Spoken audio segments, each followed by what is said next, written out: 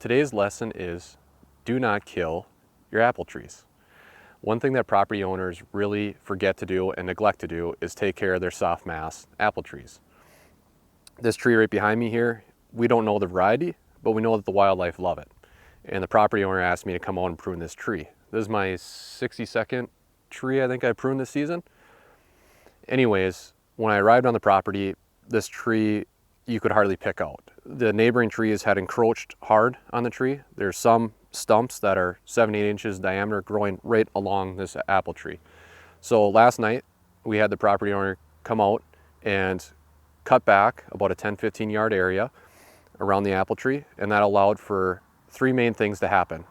One is it allowed for sunlight to get to the apple tree. The other thing is it allowed for air circulation to get to the apple tree. And the third is it allowed the apple tree to have free roam without having to compete with neighboring trees for minerals, soil nutrients, and water uptake. Very important. As I said before, the landowner came and cleared the area. That's awesome. That gives us a good start. The other thing he did was he came out and he cut out some of the dead wood on the tree, which brings me to my next point. There's three main cuts that you make on an apple tree: dead wood, diseased wood, and any vegetative growth that's going back towards the central leader. Now, on this tree, there's a lot of vertical water sprouts, or what people normally refer to as suckers, growing up the tree. And we're going to prune this tree pretty heavy. And by pruning the tree heavy, over 30% of the tree is what we're going to take this season. It's going to cause excessive vegetative growth. Now, we are going to lose some fruit tonnage and production of apples this year. That's okay. That's just fine. We're playing for the long game, because the following years we're going to have a tremendous amount of fruit production and tonnage, and we'll be able to maintain this tree and keep it healthy.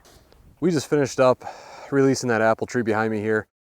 If this tree was let go, it would have eventually died. Other neighboring trees came in and were smothering it.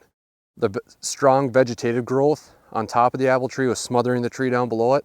Now we cut all the neighboring trees away, so the tree's got no competition for soil nutrients and minerals, also water uptake. The other thing the apple tree doesn't have any competition for, which are the two important things, is sunlight and airflow. Apple trees need sunlight and they need airflow. Sunlight for photosynthesis, and then airflow to help prevent disease. We need those trees to dry out as soon as possible and get that morning dew off. That really cuts down on disease and mold that's going to grow on the tree. Apple trees aren't a plant it and forget it. They love to be trimmed. They love to be released. Otherwise, they're going to suffocate themselves out just by the tree competing against itself. We had all those water sprouts that were coming up out of the tree, those vertical branches, and we just mowed those all down. And people might say, well, all right, you trimmed the living crap out of it, the tree's gonna die, right? No, that couldn't be further from the truth. Apple trees love to get pruned. They love it.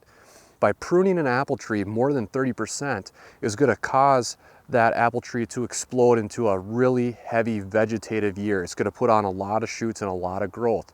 Yes, did we cut down the tonnage of fruit this apple tree is gonna produce this year? Absolutely, but we're playing the long game here. We want this apple tree to be producing tonnage of fruit year after year after year, so hopefully we can bring more wildlife on the property and we can harvest more wildlife and put it on the plate. I hope this video helped you guys out. I hope you learned some today. I know maybe I didn't get the best footage, but I was coming to a property to release an apple tree, and I figured might as well bring the camera along. Maybe it'll help somebody out that sees this video.